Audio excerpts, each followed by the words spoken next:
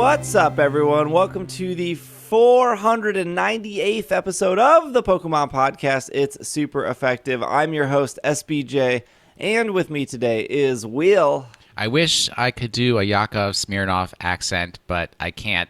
So all I can say is, Greg knows what's coming.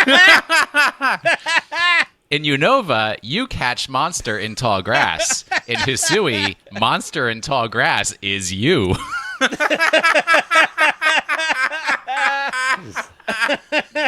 Oh, let's go back to the 80s, kids. It's not enough sleep. In Mother do this show. Husi, the Greg is monster here. is you. Let's talk about this bad game. Come on. Oh, God. Oh my gosh.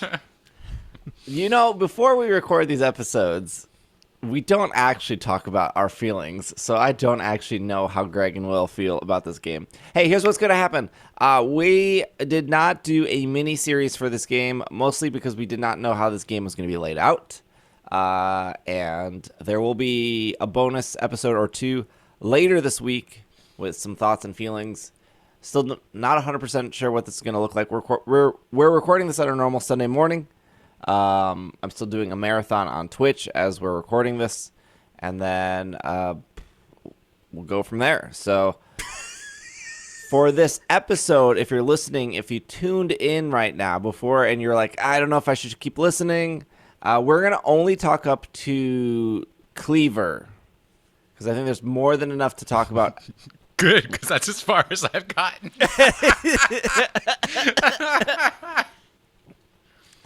So that's, all story is on the table up to Kleavor, all mechanics on the table up to Kleavor, all Pokemon on the table up to Kleavor.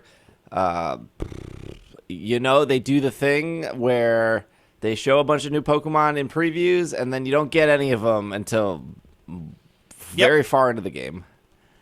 It's fine. It's fine. It's okay, I guess. Look, I have what I need out of the game right now, so. I guess, we'll try to have somewhat of a structure for this episode. I would probably call this episode like a first impressions. I have played the game for about 20 hours over the last 50-some hours it's been out. I don't know, what's 24 plus times 3? It's been out for like 3 days. 36. 36. Wait, no, 24 times 3 is 72. I'm sorry. 72, yeah. 72. But you haven't done the third yet. You've Yeah, only that's done 2 true. As of the this 12. recording, I'll have another 12 hours. But you're not when this right is now, so out. don't. Yeah. So as of right now, I've gotten about 20 hours in. I am only at the... So I guess it's not a spoiler in the sense of if you look at your trainer card, there are 5 spots for badges, a.k.a. that's where nobles go, and you figure that out when you beat Kleavor. Yep. So there are 4 more nobles after Kleavor, unless the trainer card magically updates. I can't even get it to update my picture, so probably not. Yeah. So as of this recording, I have beat the second noble, which I will not spoil. Oh, you're Well. behind me, buddy. I've been doing pretty much like 1 noble a day because it gives me an entire 12 hours to explore 1 area. So as of today, I'll be starting that 3rd area. 5 nobles equals 5 areas. There's a lot to this game. I have a lot of positive thoughts. I have a couple negative thoughts. I guess we'll start with Game Freak listened to you, Greg. They're always listening to the show. They're They like are. these 3 handsome, very pretty hosts. They're very concerned about why 2.5. we have a cell phone in the past. Oh, I didn't take it as Game Freak listening to Greg. I took it as Game Freak saying to Greg words that I cannot pronounce on this program. Look, all right. As a JRPG fan, lifelong fan of JRPGs, I appreciate that within the first 3 minutes of this game, they said, let's take the JRPG nonsense dial and turn it up to 11. We are just going straight nonsense. And I am here for it. Yes. Within the first few minutes of that game, I'm like, yep, sold. But also, It's nonsense. And I'm living for the nonsense. but the way they did it, though, too, like, I don't know if you guys have thought about it this way, but it's like everybody. I'm not going to get into the ridiculousness of why would I move to a place where I'm scared of everything, but everybody there is like, we don't know the whole Pokemon biz, and then you show up and you're like, I know the Pokemon biz. I know and the it's like, biz. why do you know the Pokemon biz? Oh, because you've been transported from a different world where Pokemon biz is a little more comfortable. I will say, being further along the game, yeah, I am. Not, they just turned the nonsense up to Great. 11. There's so much I can't. I know we can't get into it. But there's so much I could talk about in this game. Last night, Brett heard me scream, "What is going on? Why? What?" Multiple times. I do think that we are getting to a point, and I would say for me the turning point was Pokemon Masters, where it feels a little weird. We have no voice acting.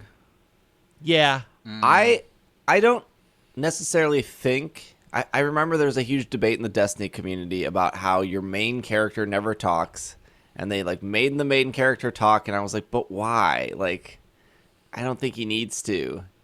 And I still don't think the main character needs to talk because I'm the main character. And I don't think our main character needs to talk.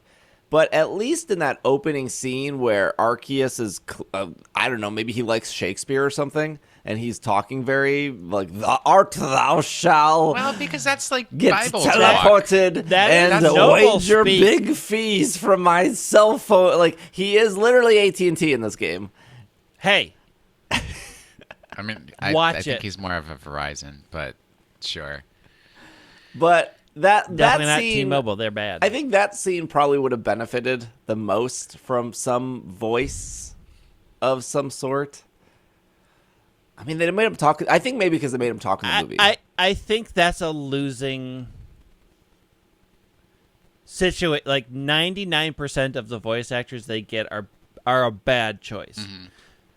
Like Well, didn't there people is a love very voice acting in Fire Emblem? Wasn't that like really yeah, but Fire voice? Emblem, You're saying voice for a Pokemon? voice for a Pokemon, and in particular, given how not great it is in the movies, that is more fraught, I think, with danger in the games than just not having it. Yeah. It enhances the experience maybe 2%. Yeah, that's my and thing too. that's- Is like that's not worth it. I mean, but we Like- know that the real problem is that you don't want to read any of the dialogue boxes, and you just Right. want them to read to you. Yeah, um. turn on know- text to speech. I think the thing I would want is the thing they do in Masters, where they're like, "Hi, hey, okay, let's like." I think that Yeah. would actually be a good compromise instead of full voice acting at this point. Turn that off in Masters because it gets real annoying real quick. Oh, I really like it in Masters. Because the 14th time somebody said, "Hey, wow, cool, oh, shut up, Not a big Ocarina of Time fan, are you? hey, Listen, well, no, quiet, off, phone sound off, shush. If you're not going to speak to me, don't. If all that comes out of you is a single word or a, I'm out. I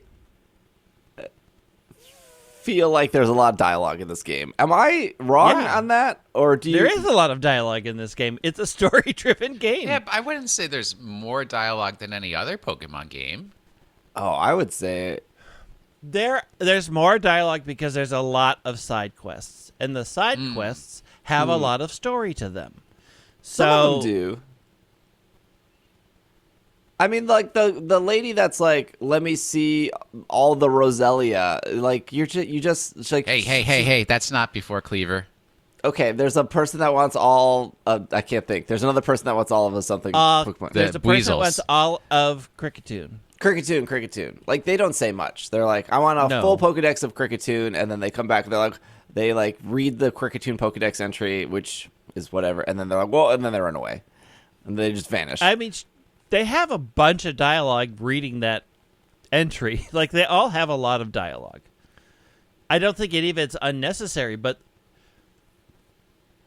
as the side quests get more complicated, you get more dialogue and you get more story because they're filling in blanks, and I very much appreciate it, and it proves to me that Pokemon could easily be an MMO. Well, we already have an MMO. It's called Pokemon Go. They create a well-rounded. It's not an MMO. World. It is massive multiplayer online game. It is an MMO. I'm not MMO. getting into this argument. We're talking about Legends Arceus.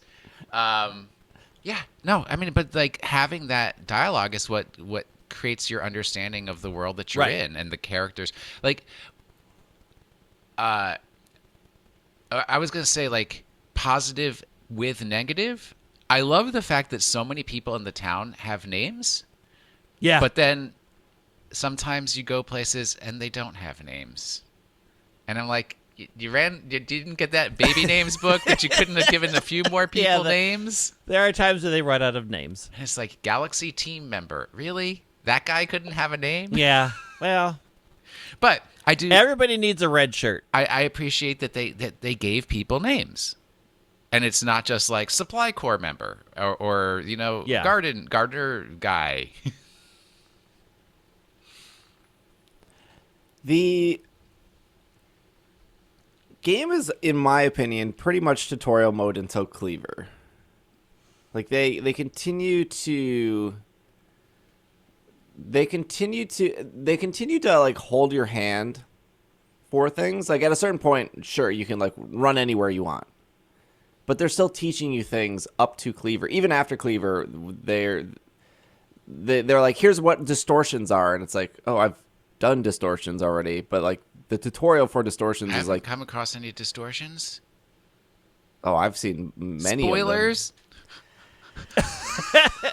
I don't think it's a spoiler because you can get distortions before Kleavor. I don't know if you have to do anything specifically. Like, I don't know if you need to be rank 2 or They happen according to star rank. according to what? Your stars? Oh, is it I've a got- certain star level? I've got. Yeah, it's a certain star level. I think I'm 3 stars. I'm either 2 or 3 stars at this point. Well, you'd have to be getting them soon. I bet it Yeah. has to be like 3. Well, I mean, I've talked to people who said they've beaten the game and they're about 5 or 6 stars. I am 7 stars out of 10, and I am at the second because I'm just like, if I see a new Pokemon, I'm catching it. I'm at 5. That's kind okay. Number one, I agree with you that it is tutorial, but light tutorial. It's Right. very light tutorial. Because at any point you can wander off, and it's like, I'm out here to catch and attack 1,000 Bidoof, and I'm gonna spend all day, and you can do it. There's no time you do limit. it. Go enjoy yourself, and I did. That was. Well, you get the I was like, there are far too many Bidoof in this I world. think I must remove the them. tutorial length depends on how willing you are to plow through to the first noble. Yeah.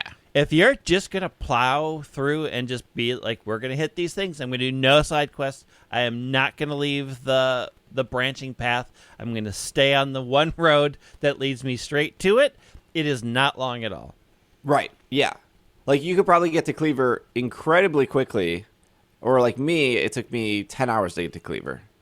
My feelings of getting into that first area, I don't even know what it's called. The first wild area Obsidian Fields. is the same feeling I had when I got to the wild area in Sword and Shield. It's just like, I want to explore all of this because over here is different than over there, and I don't need to get to the first gym. I'm good with what is this pink laser? What is this red laser? What is this sandstorm? Like, it was very much that same feeling. But I could see the opposite, where people are like, "Oh, I don't want to explore this right now. I just want to get to the first Yeah. I kind of feel the same way. I was like, oh, I want to run around. I want to see everything. And then I had two realizations. One, I was like, this is too big. And everyone's going to complain I'm going way too slow because I will explore every nook and cranny and never get anywhere. And number two, I stumbled across a level 40 alpha Luxio, and it made me cry. Yeah. I was like, what are you doing? What are you doing, buddy? Leave me alone. I was like, no. I've got to make some more progress so this never happens again.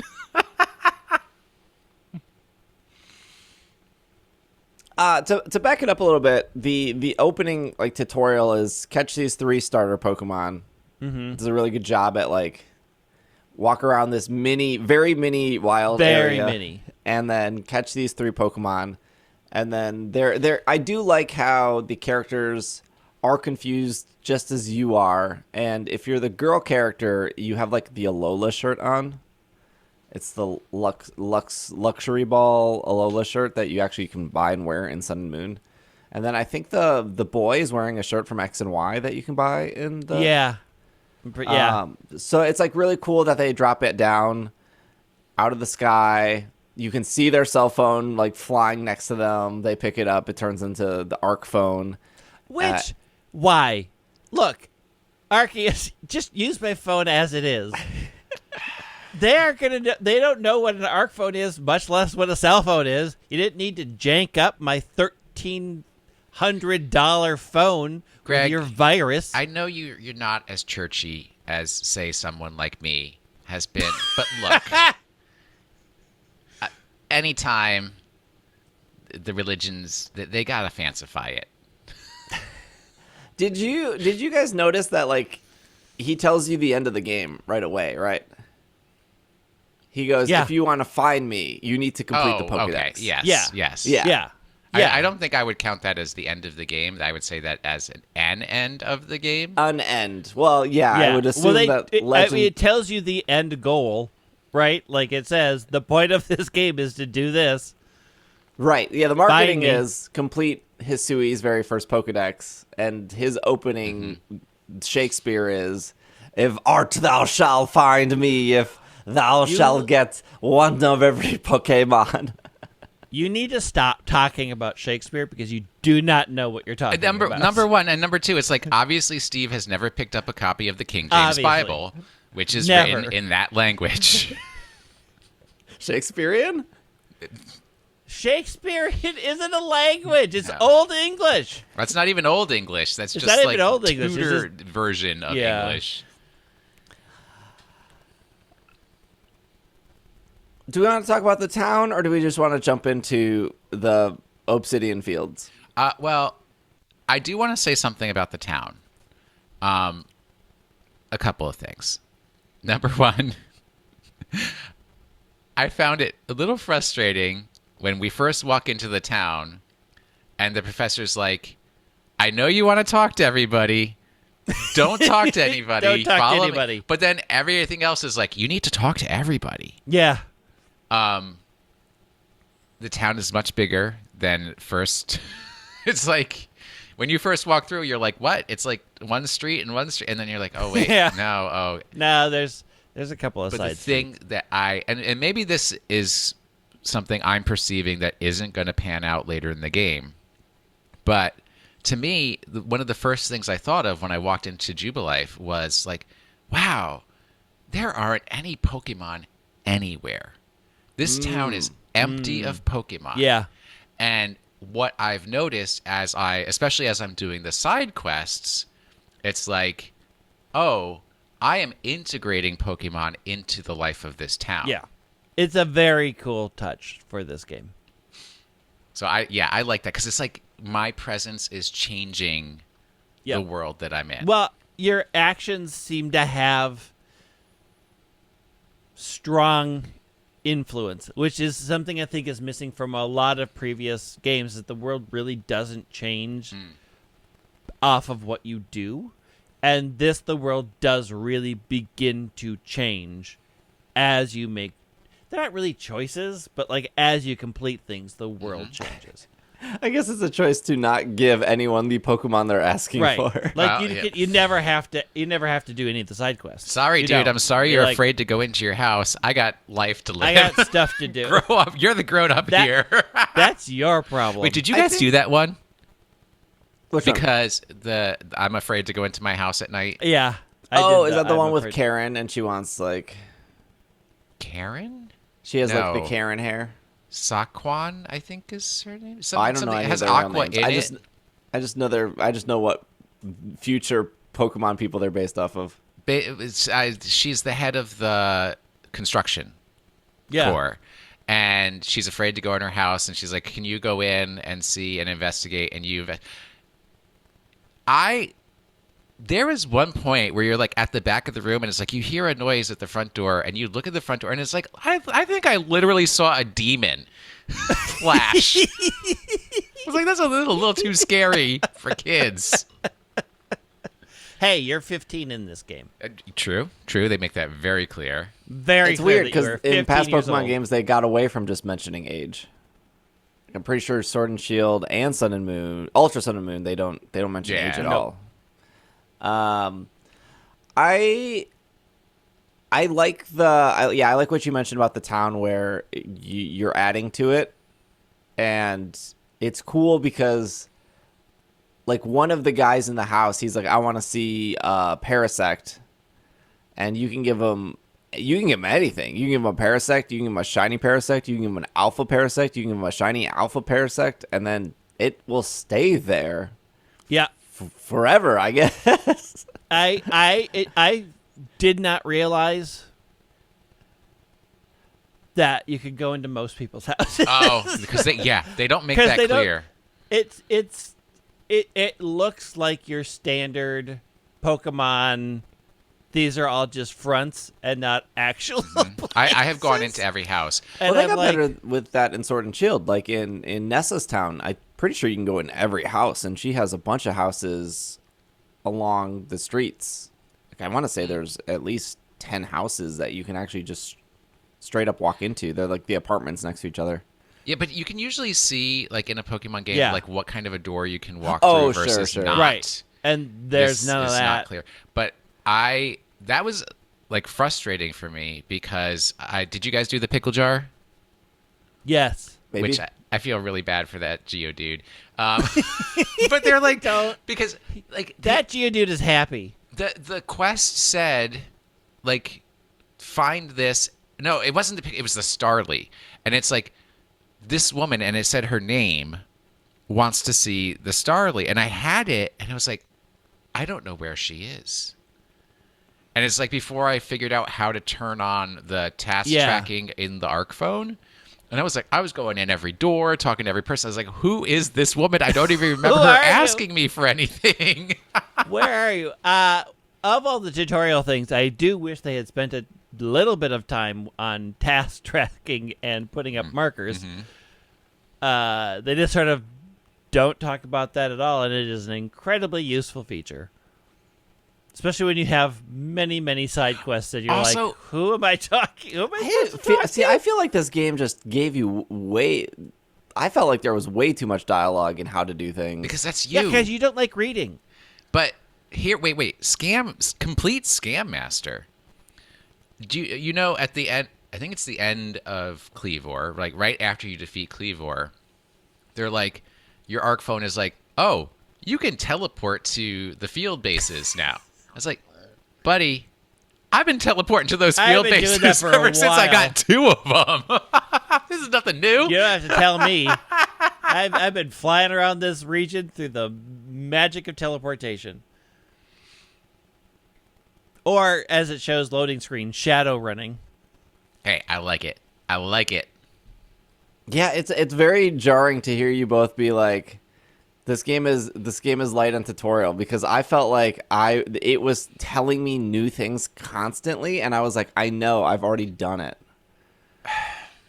I don't know what to tell you. And I felt like even in the dialogue of the characters talking to each other and like doing the story, I feel like they're also referencing things you can just straight up do. And that's why I was like skipping some of the dialogue, because it felt like they were talking around like, oh yeah, you can do this, and it's like, yeah, I know.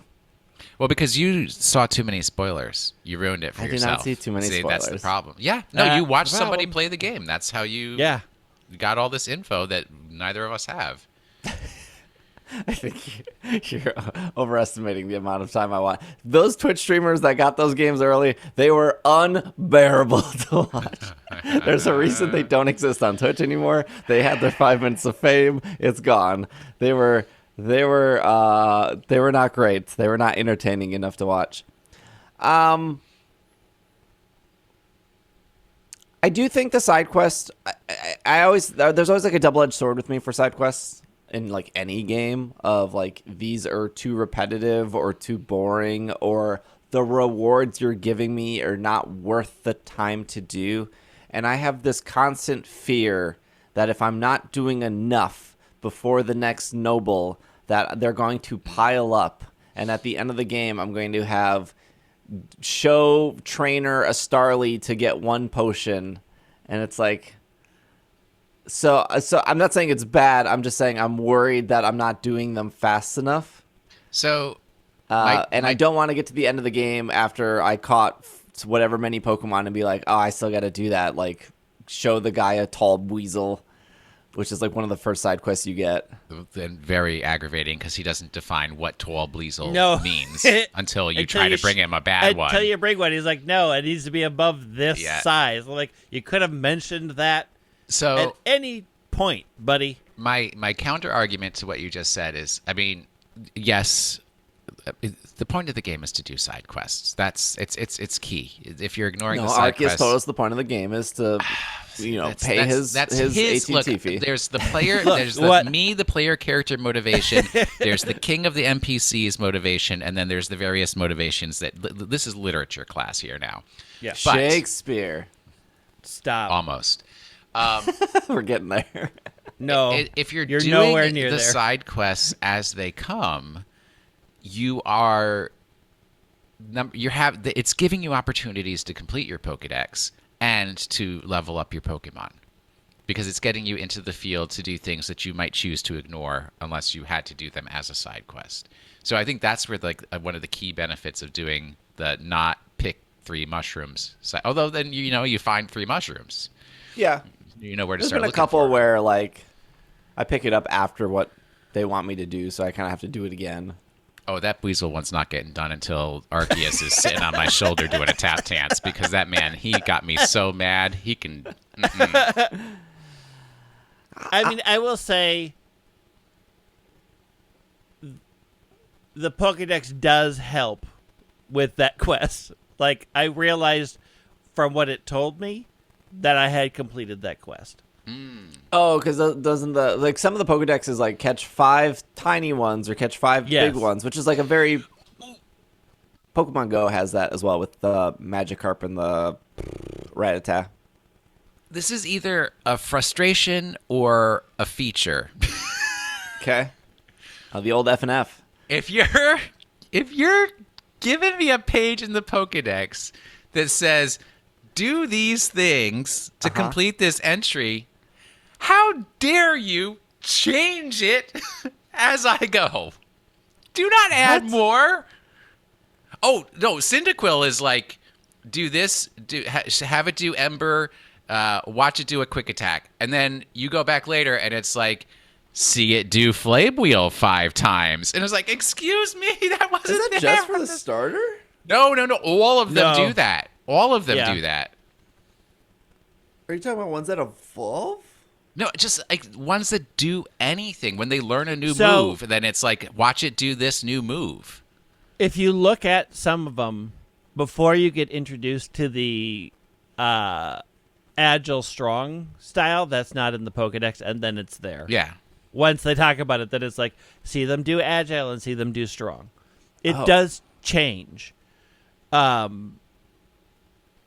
So, yeah, the moving requirements do But I mean, it's do as you get introduced to mechanics and it wants different things. The Pokédex does. It's change. like the very logic driven mind, which I tend to fall into that. I want steps to follow and do, is like, just tell me, because if I want to do like 100% completion of this Pokedex, I want to do every single one of these things.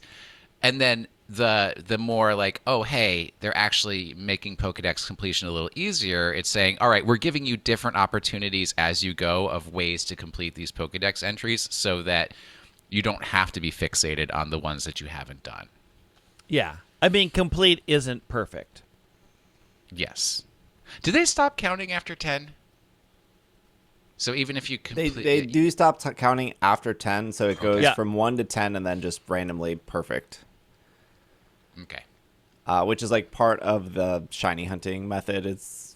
I have a perfect Badoo page. You get a +1 roll for getting a Pokemon to 10, and then you get a +2 roll on top of the +1 roll for getting it to perfect. I think.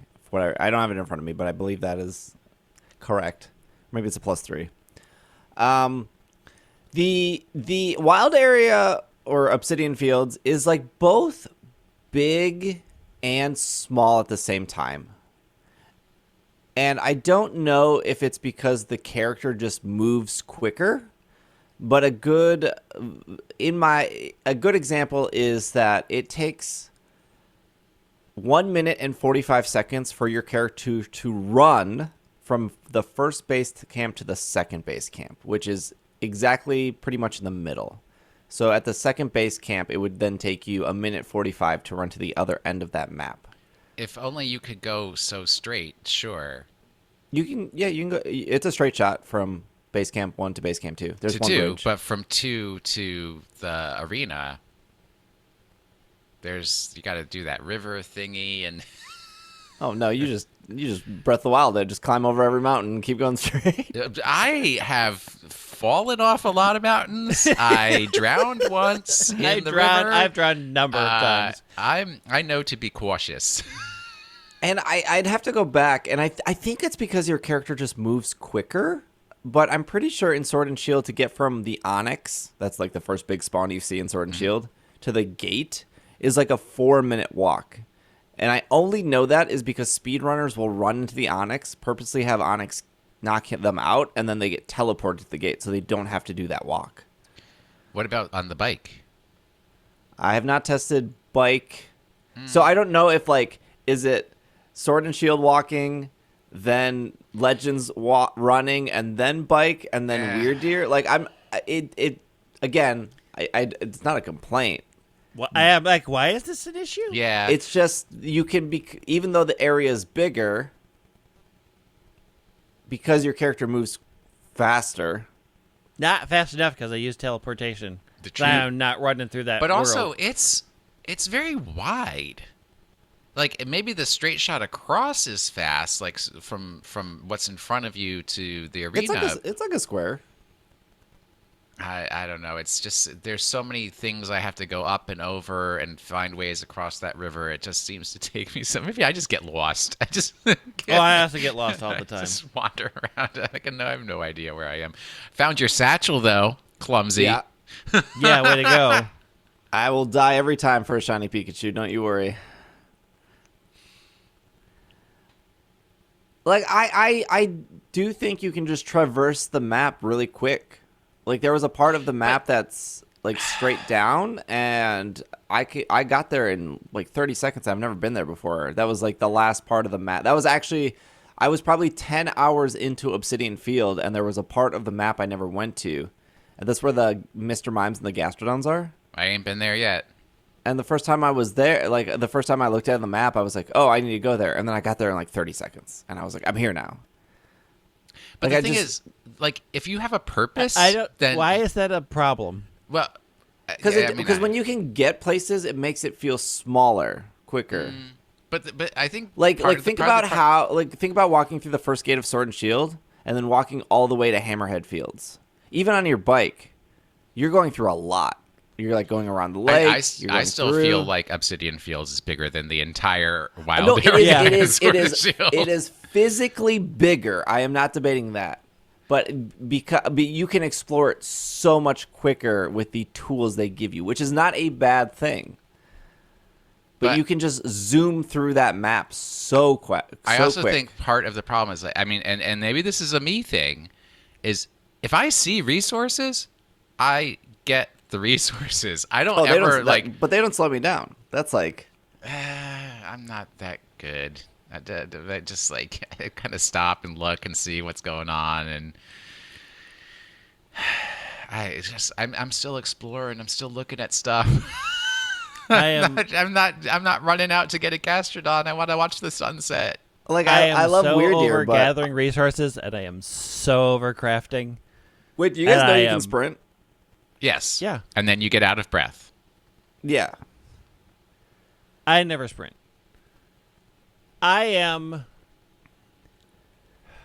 My least favorite mechanic in all games is inventory management. I hate it so much. Just hate it. Well, you can pay Dudemar in the headquarters $1 million, so you can bag. Oh, you know his name. Yeah, bagging for my cash is what his name is. So he can give you one slot. I hate it, and it does nothing for this game.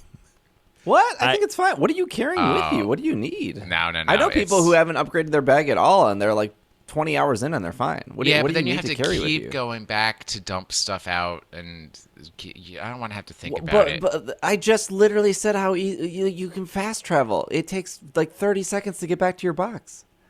What do you need to carry with you? Then you miss all the opportunities between where you were and where your box is. What if that shiny Bidoof? What if that shiny Bidoof showed up and you zapped right past it? I agree with Greg that inventory management, like in most games, is terrible. I played a lot of Fallout, Fallout 3, Fallout 4. I over encumbered. I get it, but like you can just fast travel and drop it off, or just not. Most of the stuff you need with you just don't need.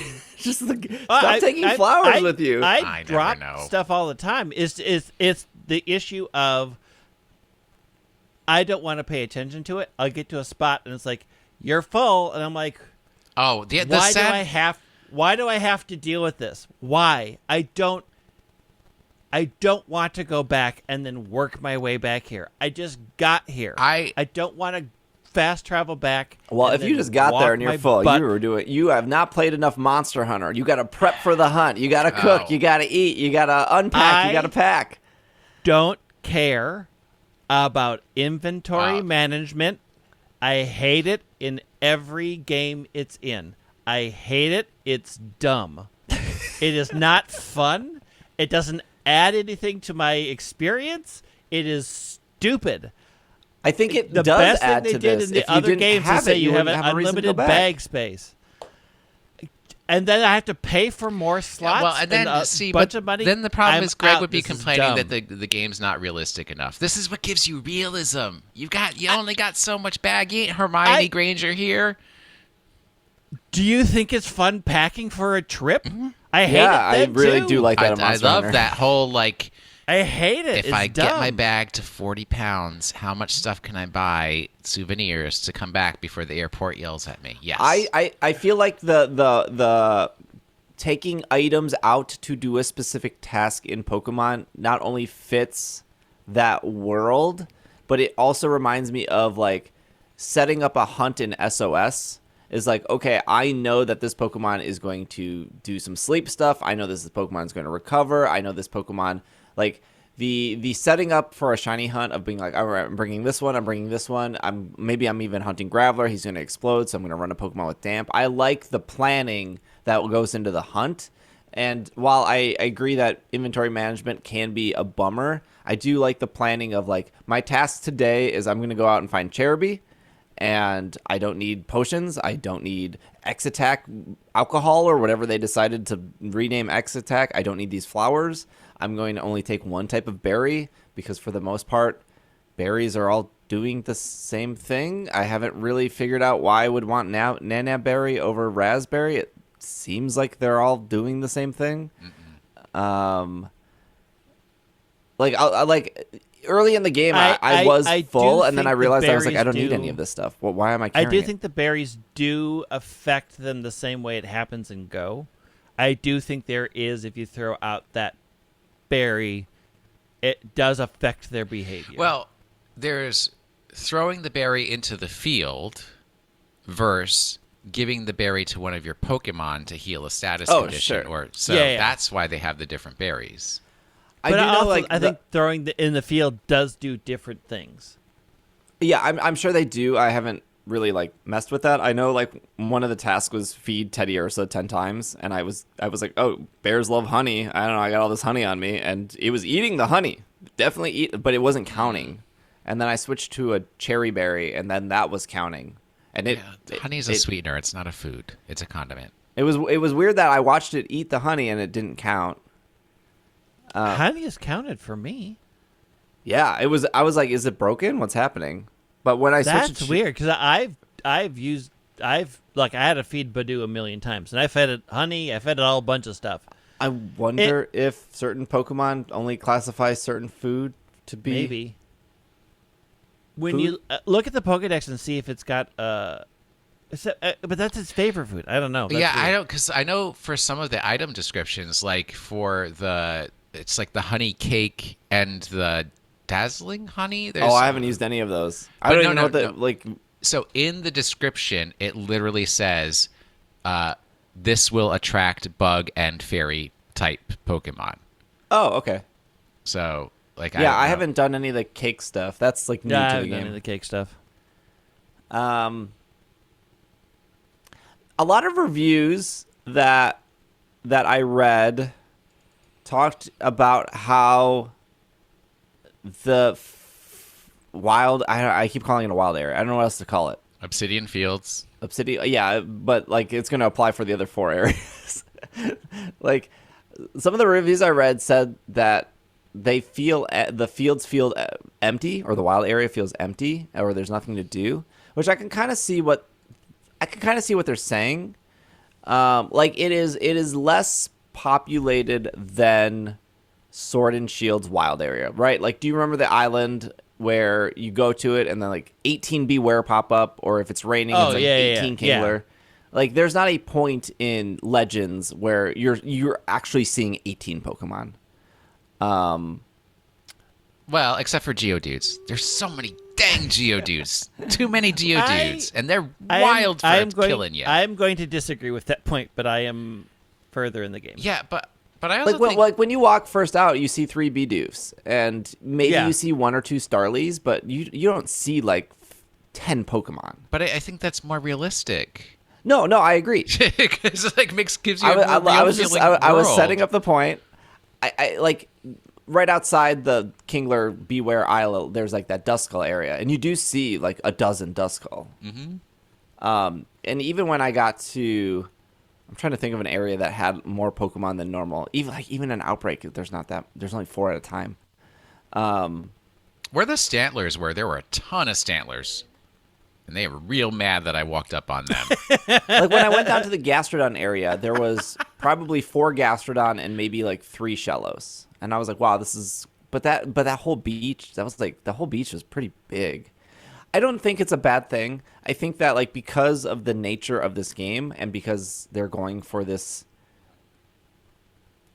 more detailed wild area, maybe, I guess, that it feels more natural. If you're walking into an actual forest, you're not seeing...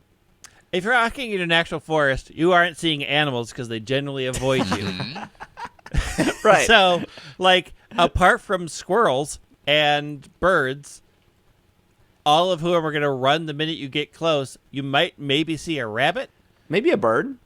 I mean, that sounds like my backyard. But they also, spawn pretty quickly. It's you can't really depopulate an area without turning around and having some more show up. You know where you breed in the wild area? Yes, between the two and bridges. there's that Obstagoon there. Yes. If you ride your Oh, bike it's Sword and up, Shield. Okay, when you ride your bike up and down, you probably see 25 to 30 Pokemon. From the nursery to the Alcremie den, which is straight across. But it's just to me, that's just it's not realistic. am I really going to be going someplace and seeing 8 Pokemon in this tiny patch of grass all hanging out at the same time? And I think I will Legends say- feels better. Yeah. Legends feels way better because those things come and try to kill you a lot. And if it was 17 of them, I'd be like, I cannot. Oh. I'm already at the point where in this game, I'm like, I cannot deal with this area right now I because have this everything's whole trying to kill me. section, and it's like, Rapidash, go away. Go away. But that's why I think the movement is just so much faster. Because even though you're only seeing, like, in my head, it's like, here's a patch of Bidoofs, here's a patch of Bidoos, here's a patch of Psyducks, and there's like 1 or 2 Pokemon that kind of like transition that into it. But because your character moves so quickly, it does feel like you were consistently seeing Pokemon. Whereas if your movement was as slow as it was in Sword and Shield, which I think in Sword and Shield you don't even move that slow. I think you move really fast in Sword and Shield too. Like it feels like it takes longer to traverse. So even though like it's not as jam-packed as the grass patches in Sword and Shield, I do think it feels natural and I think it feels good. But I guess I could maybe see why reviewers would be like, oh yeah, there's nothing to really do in these areas. But also, maybe that's the case when you're like 100 hours in. Because I have the problem I had in like Breath of the Wild. Sorry, we're bringing up Breath of the Wild. But I have like 4 things I want to do at once. It's like, do I want to do this side quest? Do I want to go to this area that's unexplored? A distortion just popped up. I'm still looking for this Cherubi. I haven't progressed the story. Oh, somebody just lost their satchel. Like, People lose their satchels a lot in this game, and I don't know what they're doing. Stop being so careless. Why are you all so clumsy? Yeah, I think the concept of there's not enough to do is more like the person who's saying that has a limited range of what they want to do. Yeah, Because this game gives you plenty. there is Just doing Pokedex completion could There's a lot probably to- take you there's a a lot to do. year if you wanted to do like a full everything that it asks Yeah. for there. And just there's tons. As long as you're willing to do what the game is guiding you as, like, this is what you have to do. yeah, there could be the other worry I had was like in Final Fantasy 15, which is an open world game. They had a bunch of side quests, and not only were they not fun, they like took forever to get to, and they gave you garbage rewards. And I will say that most of the rewards you get from the side quests in Legends are not great. no, they're not. They're not great, but I think they're easy enough to grab and to not think about, and then to do while you're doing it. Which The thing that saves the side quests for me is most of them have an interesting storyline behind them. So Yeah. I don't care about the rewards.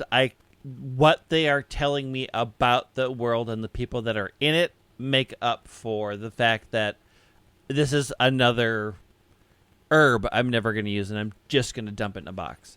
And also, if a side quest is show me a completed page for this Pokemon, which a number of them are, yeah. I was gonna do that anyway. Yeah, Yeah. I think there are really. I think the structure of side quests are good. There are some that are like, here's a half of picture of a Pokemon, find that for me, and that's great. I Yeah. think those are really clever. And then there's the one where they describe you a Pokemon.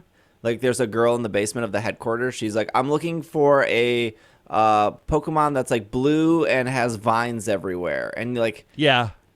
And like that structure of quests is really cool because you don't even have to do a story for those two. You're just like, it's like a who's that Pokemon, but in quest form. And then there's like find the like fill out the Pokedex page. Hey, bring me this specific Pokemon. The farm area, which I feel like they don't. This was another thing they didn't show in the trailers. Wait, They the don't pastures or the really berries? explain. The farm where you can either grow apricorns, Yeah. berries, like, and then you can expand it. A lot. And the thing that I actually think the game does bad is telling you to go back to Jubilife more often than you should. And I think maybe like this kind of brings me back to when Greg was like, inventory management sucks. I just think you're in the field way too long. Like you kind of should go out there, do what you want to do. Obviously, if you want to explore, but like then you should set up your like, okay, I'm going to drop some stuff up. I'm going to explore fresh because I'm going to come back with a lot of stuff.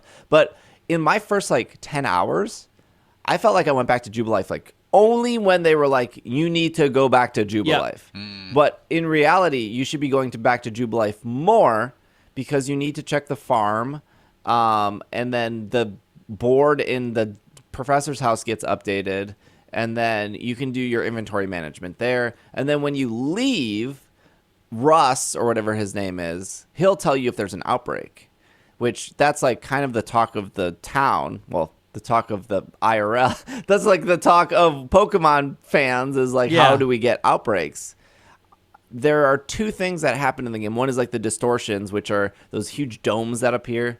And then when you go into the dome, it will despawn. It's once you see one, they're all kind of the same. They are star locked. So until I know outbreaks are, yeah, because I haven't had outbreaks yet either. I think distortions are probably 3. I would guess 3, and I think outbreaks are 4-star. You can get outbreaks before Kleavor. I think, right, but they are your star rank level based. They unlock with stars. If you don't get them, if you don't get the stars, you're not gonna run into them. You think distortions? I mean, we could look it up on Sarumi, but distortions seem way harder than outbreaks. Oh, they are. Yeah, I mean they're harder to do, but I think outbreaks are unlocked. I could have them reversed because I got them close to each other and around the same stars, and I wasn't really paying that much attention. That if it's star locked, that I haven't seen. But it yet. I know they're star locked. So for distortions, you'll just be running around and exploring, and then it will say a distortion appeared, and then you'll see like this huge like. You played. Do you remember the Taken in Destiny? Yes. It's like they put up this huge dome, and when you go into the dome, your vision gets blurry for a second, and then it gets really dark. And then you're participating in a public event in the dome.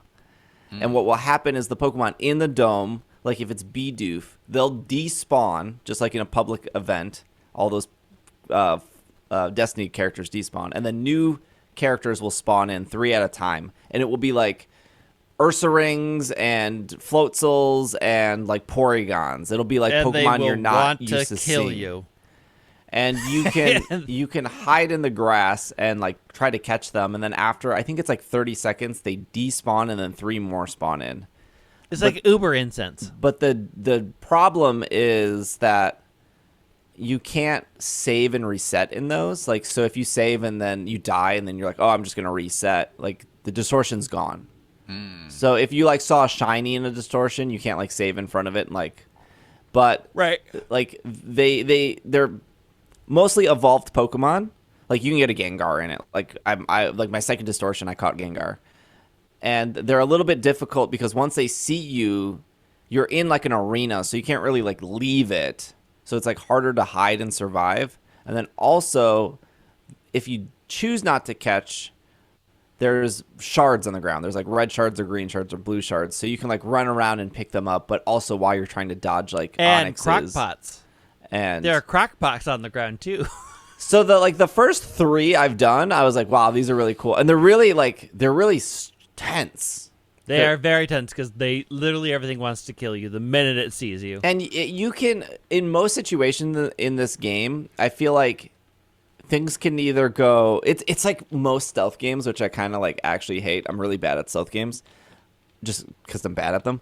But it's like if you can stay hidden / stealthy, it almost goes way too smoothly, and the second you're seen, it's just a disaster. Yeah, it's just you are running for your life until they despawn. Because the first distortion I did, I don't think anyone saw me, and I caught like 20 Pokemon, and the distortion was over. But I also didn't move from the spot I was in, so I didn't pick up any of the shards.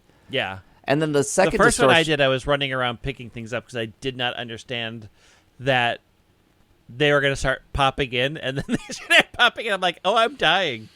I need to leave. And then, like, yeah, the Everything in here second wants to distortion I kill did, me. I was like, I'm literally going to die the entire time, and I got nothing done because I was just trying to stay alive. Yeah. Outbreaks. So the reason you'd want to go back to Jubilife is to like check your farm, check with any NPCs, buy or sell, inventory management, talk to Celine. That's her name, right? Celine. Yep. Yep. And then when you leave, Russ will like tell you if there's an outbreak. So when you're in the field, distortions just happen. Outbreaks don't randomly happen. And like because I'm streaming on Twitch, people are like, "How are you getting outbreaks? I haven't gotten. I've played for 2 days. I haven't gotten an outbreak." It's like, when's the last time you went back to Jubilife? Oh, I don't know. You have to go to Jubilife, and you have to leave for the guy to tell you if there's an outbreak. And if you're not going to Jubilife, you're never going to get one. And the game doesn't really like tell you that. It doesn't really like set it up that you should be going back to Jubilife more often. I mean, the farm is like a good enough reason, in my opinion, to visit Jubilife between things. But they also I haven't don't really started like farming yet. they also really don't tell you about the farm either. They're just like, No, they don't tell you about the farm. it's back there. Well, yeah, but you go there and he's like, it costs money and we can't guarantee results. And I was like, well, It's true. I love farming. I don't like the way you're farming. It's not like the farm in X and Y. It's more like Clearly. It's more like a Poképelago. It's not like it's not like the tree thing in Poképelago. It's like the mining thing in Poképelago, where it's like, which of these 5 do you want to do? All right, come back later. That's what it's like. Speaking of coming back later, let's take a break. When we get back, we'll talk more about some other mechanics they've changed, and then up to the Kleavor fight. So we will be right back. And we are back. Okay, so we talked a little bit about. We spent like an hour talking about. An hour. Not even a little bit about the game. Here's what I want to say. I think this game is absolutely incredible. I think it's worth $60. Yeah, absolutely. And that's the question I've been getting all weekend is, what do you think about the game? And it really comes down to, do you have $60 and do you like Pokemon? If you do, then it's 100% worth it. If you hate Pokemon and have $60, I don't think so. If you like Pokemon but don't have $60, maybe you should get $60. I will say that Nintendo did send me a free copy. Oh. Well. I did buy the game twice, though. I bought it digitally and physically for myself for my collection, digitally for my wife to play, and she's been enjoying it as well. But I think when it comes down to it, I do think the game is incredible. I do think it's worth the $60. I do not think it is the best Pokemon game ever made. No. And it's I don't think I'm being unfair when I say this, but I think the reason I don't think it's the best Pokemon game is just as simple as there's no competitive scene at all. And actually, one of my complaints is how they decided to do battles in this game. But that is one of my complaints. but like it's just like even if the battle stuff was the same as Sword and Shield, the fact that there is no like online battling other people in general, just the lack of a competitive scene does dock this points. There's no ribbons and marks, which I know some people don't care about. I like that stuff. It's not in this game. There's like no breeding in this game at all. So because of like those features, it just gets knocked down. I think if we take the world of Sword and Shield and then replace the Isle of Armor, Crown Tundra, and the main wild area with Obsidian Fields and whatever the other two is. Well, all of the routes, even. Yeah. I think it would be like the best Pokemon game ever made. Yeah. But even though like the things I do like about the game are not in Sword and Shield, I do think Sword and Shield is a fuller. Sword and Shield plus the DLC is a fuller from start to finish Pokemon experience where you're doing a lot more. But I think what they have here is still incredible. I think it's great. Yeah, it's a solid. I want to say it's a solid A minus. There are things that I definitely feel let down by. I think the agile strong system isn't interesting enough. It doesn't really seem to have. It seems to suggest that it should have a much stronger impact on the game, and it just doesn't. I feel trainer battles were they always feel shoehorned in. Like I am, like I said, second noble. I've done 7 trainer battles. 3 have been against the rival or whatever. And I don't know why. They just feel like, why? This isn't what this game is for. I also have an issue with the color palette they chose for the game. I do find some things hard to see. Yes. Did you see? There's like a tweet going around. It's Legends running on an original Switch and Legends running on an OLED, and it's like night and day different in colors.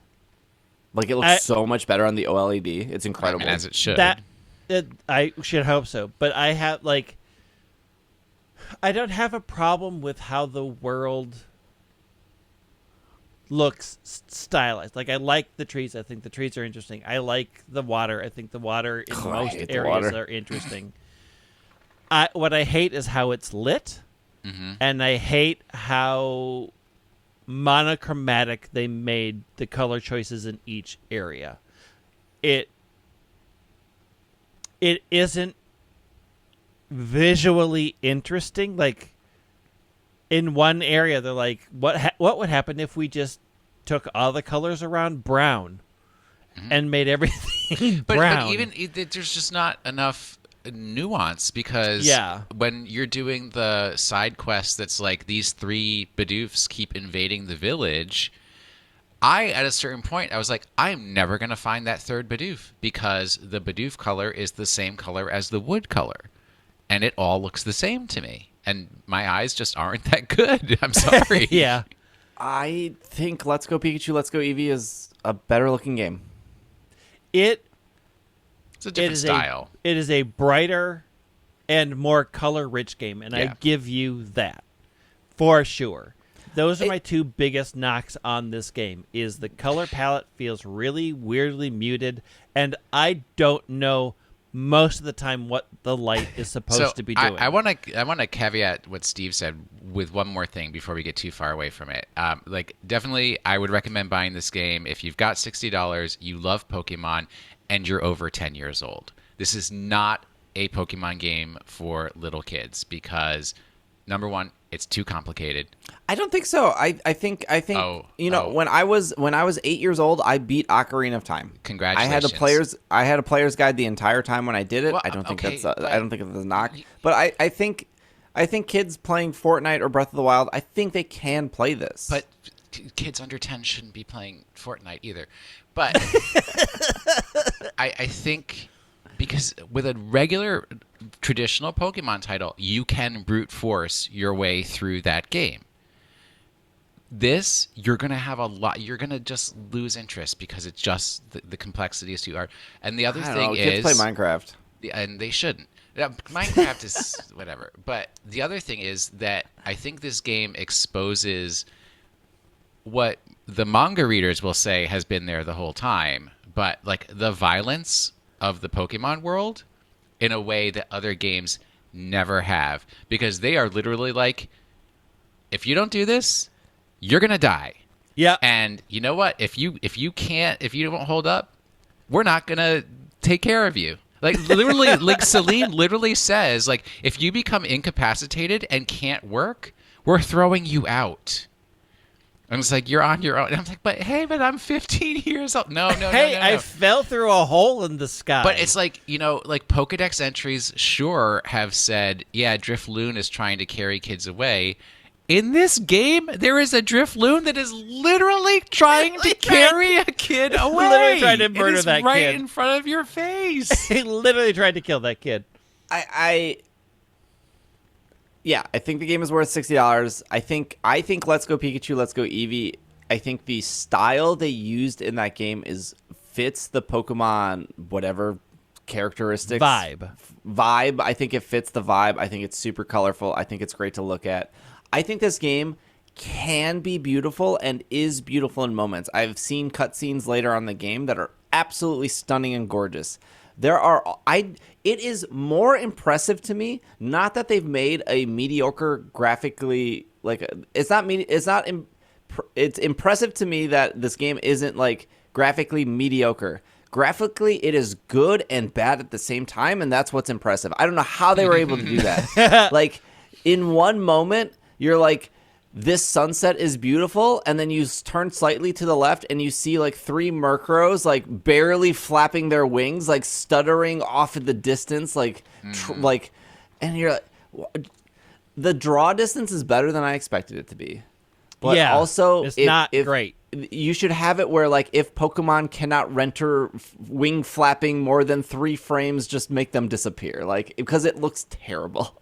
Yeah. There are also parts of the clothing, and I hate this example, and, like, multiple people brought it up, of, like, when, like, the Commando, what's his name? Captain Commando, Kamado. Yeah, that's basically what his yeah. name That is. guy. He is a main character in the game. You are looking at his face quite often.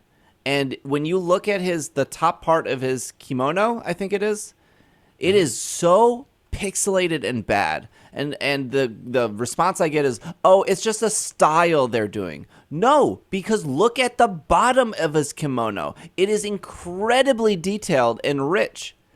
Like, there are just parts of these outfits when you're looking at these characters that are so pixelated and awful, and then other parts of the game are gorgeous. I don't think it's like an aesthetic thing that they're trying to make it look like old stitching. Literally, the bottom of his kimono is incredibly detailed in every cutscene, but the top is super pixelated. I think that there's some weird texture thing happening where some of the textures just look really bad, or they're not popping in, or they're getting held back. There's parts that just looks awful. Some of it I blame on the lighting choices. Like, I sometimes don't think it's the model texture. I think it's how the light interacts with the object is so weird that it makes things pixelated. And I've noticed this a lot of times, that the way they chose to do light makes things look worse. And he is an example, because if you look at him in other areas, where the parts that are brightly lit look awful, and as you go down where it's darker and it's normal shading, they look great. I think they completely messed up the lighting in this game, and it makes me upset every time. I'm like, can I just go at night when you're not trying to do light? Because everything looks great at night. When you do light, it is awful. Also, I am staking my claim here and now that Adaman is my Hisuian boyfriend. And you can have him. Nobody else. I'm Volo. Team Volo all the way. There's also, I don't like, trust Volo. I don't trust Volo. most of my boyfriends either, so... Soul Calibur ruined the name Volo for me, and I don't trust him. Oh, I'm glad. I have the same thought. Every time I see him, I think Soul Calibur. Yeah, and I think you are untrustworthy. So, I would say that I'm probably... My Steve-ness is, rather than not reading the text of the game, I don't pay that much attention to the graphics. So I was like, I have literally not noticed any pixelation. I did have a person go like, "Why do you care so much about the graphics?" And, like, look, I put 2,000 hours in Sun and Moon. That game looks like booty because it was running on a 10-year-old 3DS. Like, it doesn't look great. Game Freak had very actual hardware limits on that device, as we saw in Ultra Sun and Moon, where the game got really frame ratey and chunky and stuff. I think that, like, graphics are important, not to everyone, but to some people. And, like, I am not personally a fan of this common thing that's been happening for the last, like, 5 years, which is, like, let's make all our indie games as, like, Super Nintendo games because the cost is cheaper. But they, like, yeah, I get it. Super Nintendo games, they look a specific way. They age a specific way. For the most part, it looks good. But graphically, I'm just so over that style. And your game has to be really good for me to get over that Like, let's do the Super Nintendo style. And like Stardew Valley passes that test. Like, it is one of those games where it's like, it's so good that I do not care that it's Super Nintendo graphics. I think that Legends is so good that it gets past looking very mediocre in places. Again, we know they can do good graphics. They did Let's Go Pikachu, Let's Go Eevee. Mm-hmm. And for the most part, I think Sword and Shield looks great. I don't think that, hey, after you've done Let's Go, after you've done Sword and Shield, heck, let's talk about a really good Pokemon game, Pokemon Snap. That game is incredible. So don't come to me and be like, oh, the graphics are just fine. Yeah, they are just fine. But we have seen good Pokemon games, specifically good Pokemon graphics in Pokemon Snap. And it's like, I would like that in Legends. Is it a deal breaker? No, of course not. It's not, because the gameplay does make up for the graphics, but that doesn't mean we shouldn't be asking for good graphics. And the graphics alone will push some people away, where I think for Let's Go, I think because of how great that game looked, it did draw people in. I mean, I think it's hard to distinguish because people still use graphics as a blanket term. And it covers a lot of things. Mm-hmm. And I think where this game falls down is the color choices they made and the lighting choices that they made. And I think those two things ruin a lot of vistas that could be really stellar. We are used to, at this point, draw distance. Like, we understand, like, if you've played any online game, things will suddenly phase in and act janky until you get close to them. Like, that is just rendering, and your graphics engines will render things differently, whatever. But the deliberate choices of how they did lighting and how they did colors, they did a disservice to this game, I think. Because it really makes the game... In certain areas, it's hard to play because I'm like, I can't see. Like, I'm looking at 15 shadowy blobs, and none of it's lit correctly, and I don't know what I'm looking at, and I don't know what I should be seeing. I think Greg is right with the lighting, because one of the easiest way, I think, for somebody listening to the show to see how good the game can graphically look is actually in a distortion, because it's dark, and how the distortion is laid out is actually really cool. So it like, the distortions always look great. Yeah. They did something, and I said that to Brett, and he's like, yeah, I don't know what they did to the light, or what the light's even supposed to be doing most of the time in this game, because it just looks weird all the time. The other thing I want to shift to is the thing I like about the game the most. And this was the frustrating thing for me in trailers, and even, I mean, like, obviously, if you've been listening to the show for the past year, you've probably heard me being very hesitant about being overly excited for this game. I dreaded playing this game the entire week before I got it. It is, you know, for the most part, they didn't use the word open world. It's not an open world game. You can't really go anywhere you want. It's broken into 5 areas. It's very Monster Hunter-y in that aspect. Mm-hmm. That was never like the concern to me of like, oh, if it's not open world, it's going to be bad. The concern to me was that these open worlds would feel empty, and they wouldn't feel things to do. And it would be very tedious and grindy if your goal was to complete the Pokedex. The thing that they spoiled for me, which we talked about last week, was entering and exiting a battle. And the people would be like, Steve, they did show exiting and entering a battle. And I was like, no, it's not the process of entering and exiting a battle. It's like what you can do, like the fluidity. How fluid is this game? That is what sold me, and that's the thing they didn't show in the trailer. In the trailer, they didn't show, like, you see 3B Doof, and you're like, Pokeball to the face, Pokeball to the face, Pokeball to the face, Starly over here to mine this, Luxray over here to mine this. That 1B Doof broke out. Turn around real quick, Pokeball to the face again. Like, the ability to mine, gather resources, catch Pokemon, quickly go into a battle, defeat the Pokemon while you're walking away getting experience. You're entering another battle. They never showed that in a trailer. And that, I think, is what makes the game so special and so much fun to play. And I think that's super important, why it's worth the $60. If you couldn't do that, I actually think this game would be very mediocre and actually not as fun as what all people are saying.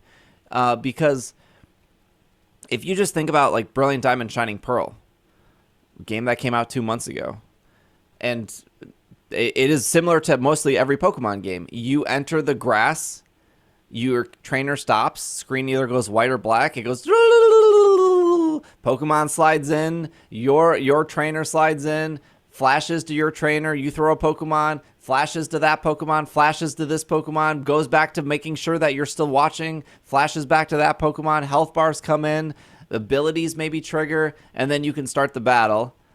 And then you knock it out, it does its fainting animation, your trainer gets all excited, it pops up about the Pokemon's like experience, what would you want to name it, you caught it, what is its social security number, here's its blood type, it's going to PC 14, hey, did you remember to do your taxes, and then like the battle is over. Like all of that happens in a traditional Pokemon game. It has never asked me to do my taxes. I don't know what version you're playing. Yeah, you're playing the wrong. In this game, I can impale the back of 3 Bidoof's booties, and they're caught in the time of like 10 seconds. And it is if we go back to that, if we lose this, I don't know if I could ever actually play another Pokemon game again. I don't know if I can do the 45 seconds to catch 1 Bidoof versus the 10 seconds to catch 3.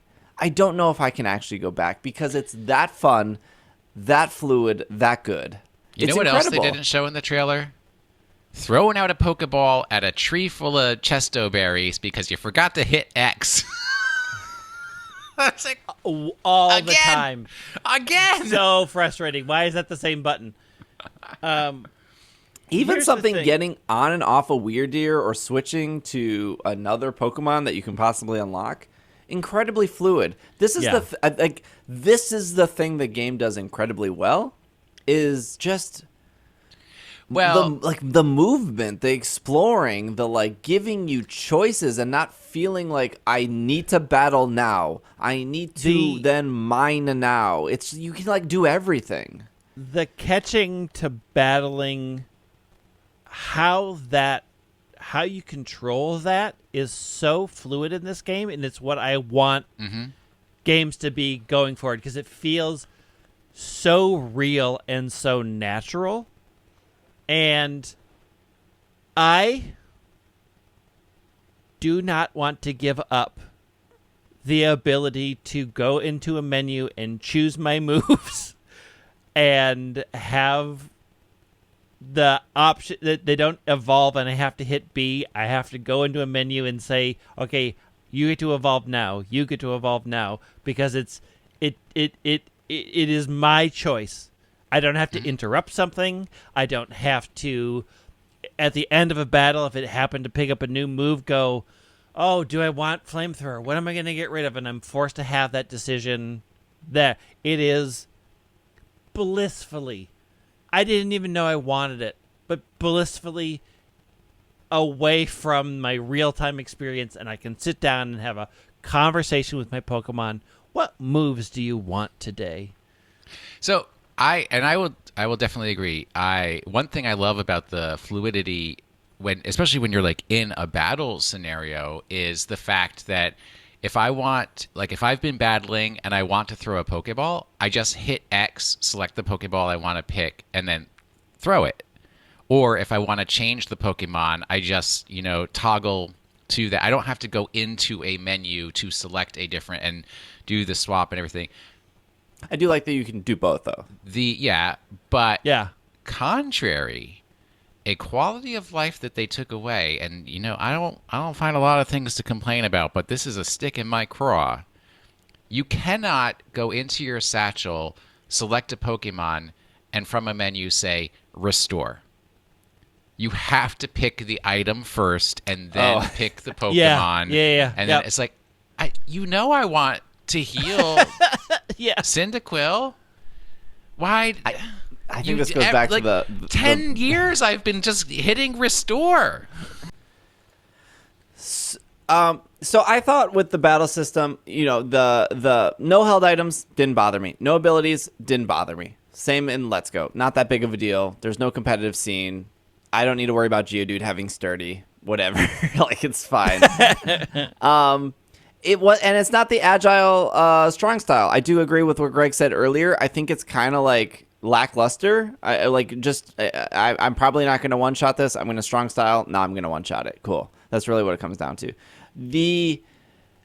I think the thing about the battling is it's just so uninteresting. Like, they forgot about it. I am 2 nobles in.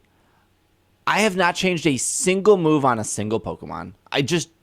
It doesn't matter. It literally doesn't, and I think that's the thing I was thinking about is because you've only battled at this point 7 trainers, and each trainer, with the exception of one, has 1 Pokemon. There's a trainer that has 2 Pokemon. After Kleavor, they just get a second Pokemon and you battle them again. I'm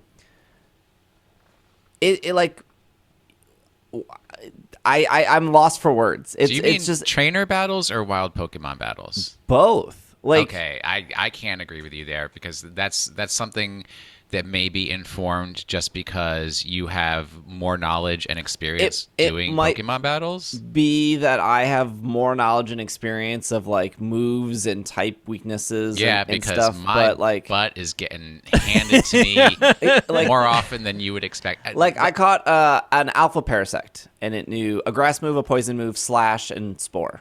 And the main reason I keep him is because he has Spore. Parasect is grass poison. I got the grass stab. I got the poison stab. The poison is Venoshock. They changed Venoshock in this game. In past games, Venoshock is if the Pokemon is poison, Venoshock does double. In this game, it says if the Pokemon is a status condition, it does double. Yeah. Well, perfect. I have Spore. Why would I change that move? And I have Slash because Slash is a neutral critical hit move. It has been the same for 20 hours. I have zero desire to change its moves. The moves that are on the Pokemon just seem good enough, and I don't need coverage, in my opinion, because it kind of goes back to I'm going to go catch this alpha. I'm going to catch this alpha Vespiquen, so I'm not going to bring Pokemon weak to bug or flying because that's what Vespiquen is. So I'm just going to swap out some Pokemon that are equivalent to that level. And then I'm just going to get her, and she's probably going to kill 3 of my Pokemon. That's fine. I'm going to catch her and then go back and cash her in. Why are you so comfortable with your Pokemon dying? Yeah, he's cruel. That's why. So my problem with the battling is that in my mind, if I have a level 15 Cyndaquil going against a level 2 Starly, I should just hit that Starly and it's gone. But for some reason, the number one, the lower level Pokemon hit harder than I expect when they hit back. Very hard.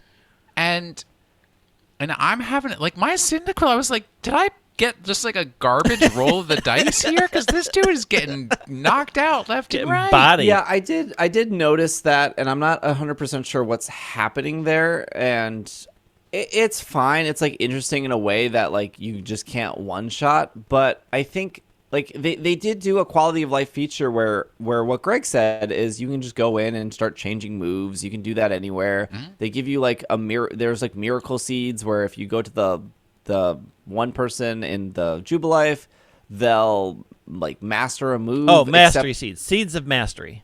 Except they don't explain that either. And also the one move that I needed Stantler to master, it was because it was a Stantler exclusive move. They refused to master it for you because for literally no reason except that it's an exclusive move for Stantler and you can't master it. You have to do it by level up. The point being is they made it so you can change your moves anytime, but the battling is so uninteresting that it doesn't even matter.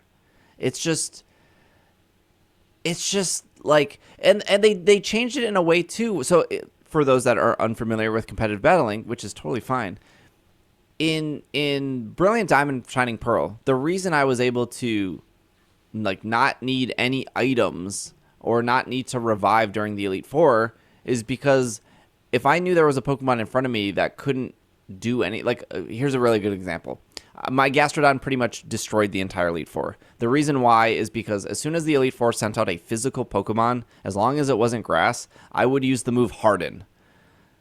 The third episode of the anime, Harden Metapod. I would use the move Harden, and I would use it 3 times. Then I would use the move Recover, and then I would use Harden 3 more times. And now it was +6 defense.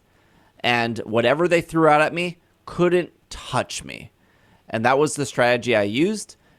Fair strategy, right? Harden is in the game. Recover is in the game. I didn't use any held items. I didn't use any X attacks. I didn't use any X speeds. I just hardened, recovered, attacked. In this game, you can't do that. You can use Harden once, and that's it. You can use Harden again, but it's not going to do anything. That you just use it once, and you're done. And why was that a choice? Why like not only are you not doing enough battles to make that like really relevant, even like I'm not exaggerating. I've battled 7 trainers. And 3 battles have been against the rival. 2 battles have been against Volvo or whatever his name is. Volo. Like, you would never do that. I guess you could Swords Dance twice, but why? It's just, they'd have 1 Pokemon. And it's the same for wild battles. You could Swords Dance twice, but why? It's just 1 battle. So why go through the effort of, like, oversimplifying that? When the thing that you would...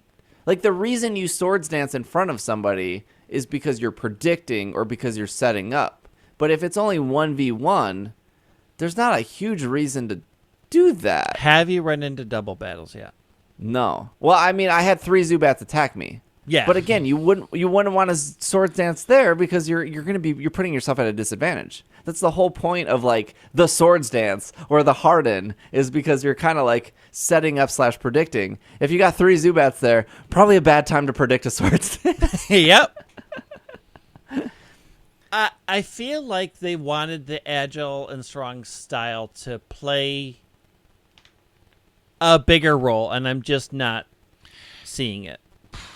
I do change up moves quite a bit, partly because suddenly there's new entries in the Pokedex that I have to deal with because, they figured out this move, so now you have to see it 20 times.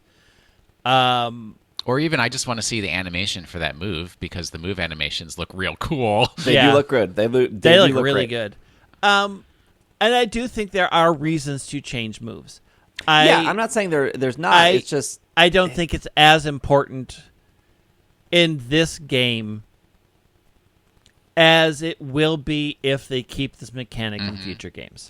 Yeah, and so I do feel like Arceus is the test of these new ideas. I hate this. Every Pokemon game is doing something new. No, it does do something new, but I do think there are a lot of ideas that a lot of people have said you should do this, and this game was what they included and what they took away. I feel like it was... I feel more than any other game that's done something new that this is a test of a new direction. I feel very Let's Go Pikachu, strongly Let's Go with it. Eevee literally put Pokemon in the wild. And it worked. That's Sword and Shield has 3 wild areas that are very I don't like when people are like, this is maybe the game where they're testing. It's like, no, they've been testing. Like, they've been doing all of this stuff. You're just not looking. They tested all those things in those games. Well, if they're how is that hard? Battle system they've achieved because it's awful. Yeah, but I think going along with what Greg is saying, I would say the strong and agile is either a further development of Isle of Armor, right? Because you chose your Urshifu Yes. and it had a battle style and it even became a TCG, or it's the foundation for the next way, Or it's Mega Z moves Gigantamax. I would wager to bet they simplified it for the sake of simplifying it. And for people, like, there are so many, like, I learned this from Dynamax Adventure. Like, people listening to the show probably have a pretty good grasp of type effectiveness and what moves do and why you would use String Shot, right? Like, String Shot's actually, like, a decent move. Sorry, surprise, it is, especially in double battles. And I get why they would simplify it in the sense of, like, hey, we're not really focused on battles, mostly worry about the catching. But but in my head, I don't think simplifying something like Swords Dance is beneficial to if we're going back to what Swords Dance should be in a future game. And I don't see them being like the +6, -6 status condition. I don't see that going away. Because even changing something like Tailwind, which they did do, they did a minor change to Tailwind. Well, not minor change, but they did a pretty big change from Tailwind from Gen 7 to Gen 8. Changed how you set up the matches, and it changed it in a good way. I don't think these changes are good. I think they're simple, and I think I don't think a lot of the changes are good. I am struggling with understanding paralysis versus drowsy at this point. Because in the game, functionally, they seem to do the exact same thing.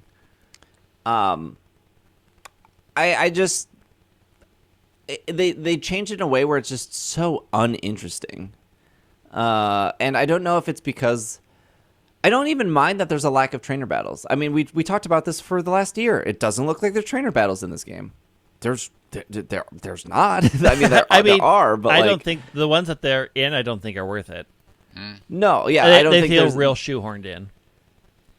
And this is going to lead to my second complaint. Holy cow, are the noble battles the worst part of this entire game? I will get on my soapbox. I am always happy when Game Freak or whatever company tries something new. Do it. Try it. See if it works. If it doesn't, no big deal. You're gonna be making Pokemon games for the next 25, 50 years. You'll be able to change it. But in a game with you battle 4 people before you get to Kleavor, maybe 5. You are forming a team of 6 Pokemon by catching and battling wild Pokemon, 3 Zubats at once, 17-foot-tall Rapidashes. You are battling these Pokemon to get to what is ultimately a boss battle, a battle of wits and strength. And you, for 5 minutes, throw ramen packets at Kleavor, and the battle is over, and that is it. Why am I building a Pokemon team? It actually makes Kleavor harder to use your Pokemon. It slows down the battle in a way where you're like, why am I even doing this? It would have been faster for me to continue throwing ramen packets around the corner. Like, it is. And the second noble, which I will not spoil who that is, it is the same thing, except there's no tree to hide behind. And I was like, maybe the second noble battle will be better. Nope. You're still throwing ramen packets. Nope. Wait you're still till you dodging. get to the third. And I don't know if the second one broke for me, but all the nobles have a yellow bar, and the bar is broken into 4 categories. And when I got the second noble to the 75%, it said they are stunned throughout your Pokemon. And I was like, okay. And I went to do that, and then they were no longer stunned. You got to get it out quick. Yeah. It is and a I couldn't short do window. And there's footage of this. The entire rest of the battle, they did not ask me to throw out my Pokemon. I ramened them from start to finish. And I asked myself, why do I have a team of Pokemon? Because, but also the thing that they didn't, when they first showed, like in the trailer, the throwing the packets at Kleavor, they left out that you don't get to throw out your Pokemon until it hits the tree. That's what triggers for you to throw out your Pokemon. Well, and if you don't do it, I know why you throw out your Pokemon. No, this thematically, is not the why. It's why the do I when. have a team? I mean, it, I lost to Kleavor. I don't know if you did, but Kleavor killed me.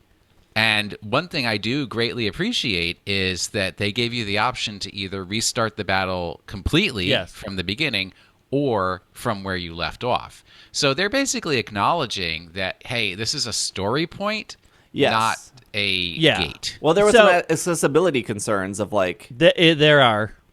Both the noble battles are very dexterity / roll / dodge, and you can't just Pokemon battle them. You have to aim and throw and roll and dodge. I mean, I will say that the window for throwing your Pokemon out is too short. I don't think it's worthless because... it's worthless to throw your Pokemon. Don't do it. It takes more time. Just keep throwing ramen. It's faster. I mean, time-wise, but do your Pokemon amount get that the experience if you don't include them in the battle? What does it matter? You're not using them for the next noble battle. You're going to throw more ramen at them. I still got to level up my Pokemon. I in all three, it has been worthwhile for me to battle because the bar goes down very far. Yeah. Oh, it definitely accelerates it. Definitely. Absolutely. I bet if you put side by side, just ramening them and ramen Pokemon, just ramening them is faster. 100%. Anything to get me out of the dodge cycle, I am taking. Yes, agreed. Anything to get me out of the dodge cycle, I am 100% taking that. Especially, the third one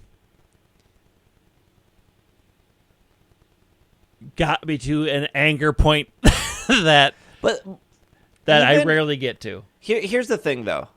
Even if the ramen is faster than using a Pokemon, and even though, like, I'm still asking myself, why do I have this team of Pokemon if I'm not being able to, like, showcase them finally? It's just not fun. The ramen part is not fun. Like, dodging around Kleavor or dodging around the second Noble... When you go from what I said earlier of, like, I can, like, whip Pokeballs at Bidoofs, I can jump on a Stantler, I can jump over a Snorlax, I can go farm a bunch of these trees and, like, peg the back of Mr. Mime with a Pokeball in the back of his head, and it feels real good, and it's real great, and it shakes. Like, the fluidity and it's just fun. It just feels good. Looks good. Everything about that is fun. Running around a tree, throwing ramen packets at Kleavor? I think that is as fun as any dumb Zelda boss, where you just have to, like, learn the trick to get the boss. Yeah. I can see the comparison, but it's just... But the difference between Zelda and this game is I've been training these 6 Pokemon. They're on my team. I've been, like, leveling them up. If I was one of you two, I probably would have taught them new moves. But and I don't really get to showcase them at all. I think that one of the key things that sets this game apart that you're missing is the you. That you are they are judging you. You are part of it's not this weird world where you and I having a disagreement, but our Pokemon are gonna fight it out. Yeah. I don't know if this happened to you, but I was in a regular Pokemon battle and for some reason not paying attention, walking around, got between Geodude and Cyndaquil. Guess what? Geodude knocked me on my butt. Yep. Yeah. I can get hit during a Pokemon battle. I think that is cool. I definitely think that is cool. That is what these noble battles are saying is you are in this world as well. You have to be a functional part of the world. It's not just your Pokemon. I think story-wise and thematically, the noble Pokemon battles are interesting. I think, however, doing them grinds the game to a halt in a way, because I do agree that the whipping of ramen packets and the dexterity-based jumping around is not super thrilling gameplay. But I will say, just for the people who don't watch my stream, I had zero problems with both nobles. Like the second one hit me like twice while I was learning their pattern, and then I figured it out. And I was like, you're not like, I know how to dodge everything now. And now it's just the ramen waiting game. Keep in mind, you can do as much as you want before doing a noble Pokemon. It's not like everything stops until you do this. Yes, there are gates to open. Here's the thing: everything is more fun than doing that noble Pokemon. But that's fine. It's a gate. You do the gate. You get past the gate. It is equivalent to, hey, everything in between every gym leader is great. The gym leaders are bad. Like, gym leaders are good. They are fun. They are something you prepare for. They're something that like signifies that I'm done with this area. They are something that like, what are they going to use? Who is their ace? What is their dialogue? Like, I still remember the first time I entered Clay's gym. Clay's not even that good of a gym leader, but I remember entering Clay's gym and going down and doing the puzzle and like being like, what Pokemon do you have? Holy cow, you have an Excadrill. Like I remember that. And what am I going to remember from Kleavor? That I like stood behind a tree and he kept running into the tree over and over because he couldn't figure out how to get around the tree, and I just ramen packaged him to like it's. Again, I'm glad they tried something new. But the weakest part of your game is like the gym leader part of like the test of strength to move on to the next area. Like it has been more. I got more of a thrill and I had more enjoyment trying to take down a level 40 Parasect when I was level 25, and the Parasect killed 5 of my Pokemon. None of my Pokemon were above level 25. This Parasect was 40. I had it paralyzed. I was like, I'm going to die here, but I really want to catch this. I threw a heavy ball. It broke out. It was fully paralyzed. It gave me one more opportunity to throw another heavy ball because the Parasect had like 2 HP, and I caught it. And it felt incredible to do that. And I've heard that experience from other people where catching alpha Pokemon feel just as good as catching a shiny Pokemon, and I think they've accomplished that, and I think that they figured it out. I think that catching Pokemon feels rewarding and feels good. I think the alpha Pokemon are a great balance of challenge and give you a reason to catch something, and then you look at the nobles and you're like, this is just a dodging puzzle. Like, it seems like a disconnect out of what the rest of the game is. And yeah, there's only 5 of them. But they're supposed to be like these big keystone moments in the game, and they just fall flat. I mean, they are big keystone moments story-wise. Yeah. But gameplay-wise, things that I wished is I thought there would be more chances to battle than there seemingly are. So far, in the ones that I've done, the message has only popped up once, which I'm like, okay. I wish it was a bit like Max Raid Battle Shields. Like, you get to a certain level and the shield comes up. I wish that was got to a certain level. Now you battle. Go back. Now you battle. It's not. And I don't look forward to noble battles. Like, it is a dexterity-based jumping, figure out the pattern thing, and the arenas get weird. It's fine. It story-wise, I love them. Gameplay-wise, I don't enjoy doing these things as a thing that I have to do in the game. But going back to what Steve said at the very beginning, right? The point of the game is to collect all the Pokemon so that you get to meet Arceus, and hopefully he sends me home, back to my comforts of the modern world. Arceus is the worst Tinder date. He just is like, you swiped right, get in. But, right, the noble Pokemon, they are a story point. And they make it like not even a gate. I mean, just to be very clear for anybody who is afraid because of what people are saying, the noble Pokemon can kill you. And you literally get the option of start where I left off. So if you had thrown enough ramen packets to get it to like half rage, you start up your full health again, and it's at half rage. So you just keep knocking it. So it's like it is a story. Oh, if they didn't do that, people would quit the game. Correct. And it's like, but it's not the key to like, it's not key gameplay. It's like, this is what Pearl Clan cares about. The only thing is I wish it was more exciting. I wish there were more chances in the noble battles to actually battle with my Pokemon than there are.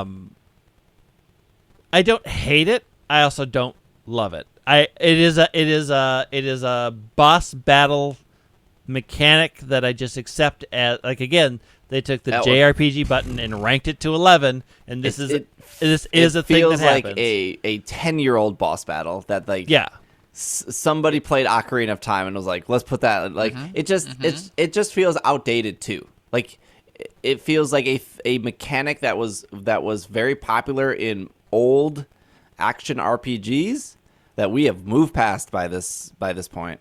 And I don't particularly love most action RPGs, with the exception of like Monster Hunter. But yeah, they were a letdown.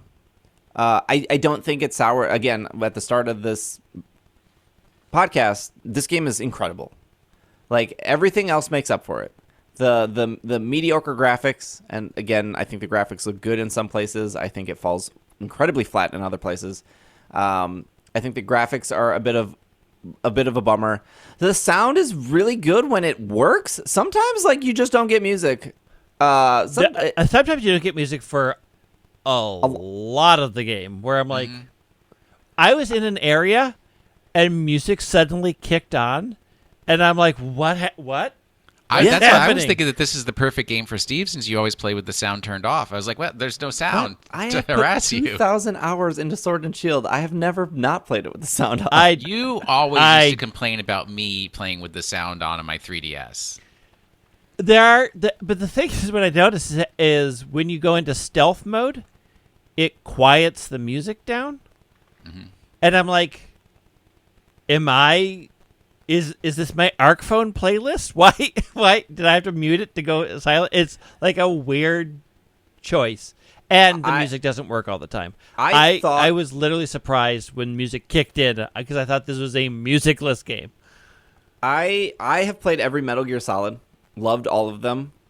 But you hate stealth games. Yep. It was very clear through every Metal Gear Solid. I'm very bad at stealth. But those games make it, well, you could play it stealthy or not, and it's a little bit harder if you're not stealthy. It's what I said earlier. Like, it seems like the game is a cakewalk if you can stay in stealth, and it seems like every single part of the kitchen is on fire as soon as somebody sees you, and it's very hectic. I think they accomplished stealth in this game actually pretty good. Like, it doesn't feel like tedious stealth. It does feel rewarding for your patience. Like, I would rather wait in the grass for like 10 seconds to catch a Teddy Ursa than to make that Teddy Ursa upset and then be forced to battle it. I agree. Like I think it is rewarding for you to stay there, and then once you get a little bit more complex, and it's like, if you do upset them, you can switch to like the spoiled apricorns. You can nail the Teddy Ursa in the face, switch back to the Pokeball, then throw it, and then you don't have to go into the battle. I think there is a lot of flexibility that the game gives you, which we haven't really talked about. Like, I do think the game gives you multiple ways to play it, up to the noble battle where you're kind of forced to play it one way, and then back to like complete freedom again. Like, it really gives you, I think that's the word I would use. It just gives you like flexibility. You can kind of like go at your own pace. If you just want to spend hours catching, you can do that. If you want to spend hours doing side missions, if you want to spend hours just exploring, if you want to reset for outbreaks, if you want to look for distortions, if you want to like farm materials, like, you can do so much, but it does require you to like make that game plan, which, again, not to compare to Breath of the Wild, but that was very much Breath of the Wild. You can either do the next mission, or you could walk in a direction and figure out what's there. You can do this puzzle, and you can do the next puzzle, and you can do the next puzzle, or you can look for Korok seeds, right? Like there was so many different things to do. And I do think, like Breath of the Wild, the game, like in Breath of the Wild, if you never played it, you could, once you get out of tutorial, you could go straight to Ganon's castle and you could battle Ganondorf. You could skip the entire game. But the reason you could do that is because you were actually competent of how the game worked. You were good at the game, and you had the skill set to beat Ganondorf right out of the gate. And I think the alpha Pokemon are a really good sense of, or a really good comparison of that example in Breath of the Wild. I was able to catch a level 65, what was it? It was like a Ursa ring. And I was only like level 35. But because I was like, I'm going to go into this, I'm going to Agile style hypnosis. I'm going to send out this, which is I'm going to like strong style into that. I'm going to then use these and I was able to catch it. So it does reward you. Like, I don't feel like, oh, I'm suddenly overpowered because now I have this Pokemon 30 levels over, because like I had the skill set to get it to begin with. So like if I have the skill set to get a Pokemon 30 levels above me, it's not the level that is the problem. Like I figured out the puzzle and I have the skills to go do it. So it's not like I'm getting gated by anything. So I really, really like that about the game. And I think they kind of started doing that with Sword and Shield of like, oh, look at these big scary Pokemon, you shouldn't be able to fight them. But I think they do it really, really well here. Mm-hmm. And it makes like finding Pokemon just exciting. I think we're out of time though. There's so much more to say. I know. Will, give us our Pokemon of the week. Well, we have two from the previous 2 weeks. So from 2 weeks ago, it was... Man, I hope I haven't lost track of time. I believe it's the one that is Unova, Pokemon Professor's Friend. It's directly linked to the introduction of hidden abilities, and it could learn the move Dream Eater at 41, but now it's at 44 because of Fairy-type moves. It's... Sylveon. Munna. There was no Sylveon in Unova. It is Munna. Yes. I haven't listened to the other one, so I don't know. Because Munna was, she's not a professor, but she's the other like researcher, and she's researching dreams, and then she uses the mist from Munna to open up the dream world, and dream world is where you would first get Pokemon with hidden abilities. Fennel is the one. Fennel. It's like Dr. Fennel. Yeah. And next week? All right, so then, well, no. So for last week, Greg didn't listen. I have not listened, so... Let me see if you can guess just from this clue, Greg. While this Pokemon is pretty much the opposite of the big fish Pokemon and it doesn't evolve, it does share a composite feature with a Pokemon introduced in the Hisui region. Ooh, I actually think I know this. Well, you better get it right, because Greg hasn't had a week to think about it. Is it Wishy-Washy? It is Wishy-Washy. Yeah, I was like, it sounds like Wishy-Washy. Because Big Fish Pokemon is Basque Legion, which is made up of the souls of all of the ones that didn't survive, and Wishy-Washy has the large form, which is made up of a bunch of tiny Wishy-Washies put together. All right. Munna Shuffle, great. Munna Shuffle, Shiny, also great. What's next week? All right, next week's. This Pokemon, whose pre-evolution had to be brought the farthest across the Poke-Earth to arrive in Hisui, has a new form that now has a type weakness to its compatriot that it originally was strong against. There you go. Okay. That's our episode. We covered a lot and very little in 2 hours, so hopefully you enjoyed it. Hey, if you're watching on YouTube, feel free to hit that like button, hit that subscribe button. Leave a comment below of your favorite part of the game and your least favorite part of the game. That would be great. I would love to hear. I have heard from other people they don't like the noble stuff. I've heard from people they love the alpha stuff. That's how I feel. I've heard for some people that they are ignoring all the side missions. I heard some people love the story, some people are ignoring it. I want to know what you think. So if you're watching on YouTube, leave that comment below. Your absolute favorite thing about the game, your least favorite thing about the game. Obviously, if you're a Patreon supporter or if you're in our Discord, we already get your opinions there. But we will have another episode midweek, probably talking about like middle impressions. I would consider this like first impressions of the game, and then we'll have a bonus episode for like middle impressions, and then probably next week we'll have a bonus episode for like final impressions. So instead of doing like 5 podcasts in a row, I think we're just gonna do like 2 more like pretty meaty podcasts for y'all, where it's like another 2-hour show. So you're just getting like bonus content this week.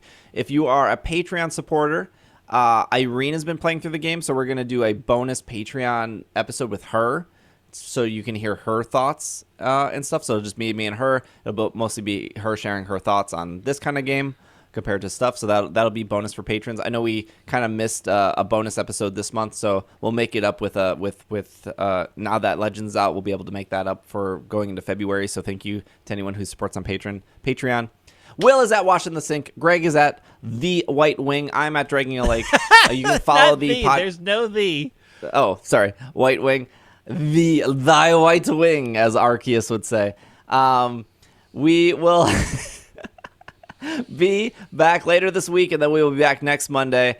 If you want to follow on socials, PKMNcast, pretty much on all socials. I will be streaming Monday, Tuesday on Twitch, taking off on Wednesday, and then we'll be back Thursday, Friday to do some more streaming. So hopefully I'll get this game done. I'm just having so much fun with it. So thank you for listening. We'll see you guys next week. This has been another episode of the Pokemon Podcast, and we are super effective, super hungry. We've been going long, and I haven't eaten breakfast yet. Or brunch.